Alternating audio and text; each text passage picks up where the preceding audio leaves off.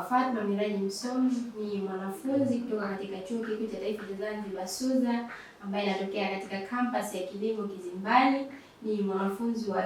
digrii ya kilimo mjumuisho, lakini pia ni makamu wa rais katika serikali ya wanafunzi ya Chuo Kikuu cha Taifa cha Zanzibar SUZA.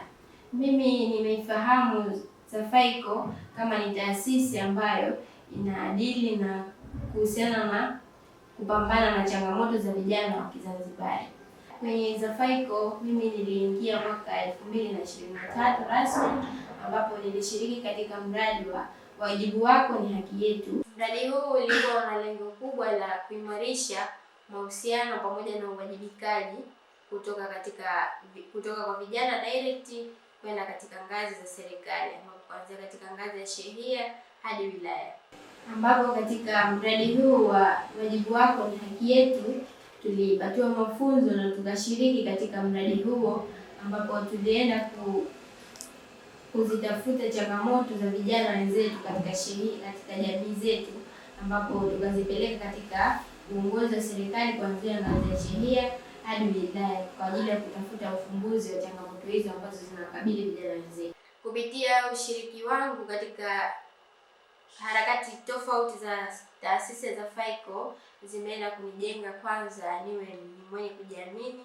niwe kiongozi bora, lakini pia kama mradi ulivyosema kwamba wajibu wako ni haki yetu, kama kiongozi nijue wajibu wa wale ambao naenda kuwaongoza au lile kundi ambalo naenda kulifanyia kazi linatakiwa nilifanyie nini mie ili liweze kutimia lengo la mimi kuwa pale ni kama kiongozi wao. Hivyo fursa hiyo kutokana na kuwepo kwangu kwenye Safaiko imenijenga, ikanipa uthubutu kwamba hadi kwenda kuchukua fomu ya kugombania nafasi ya makamu,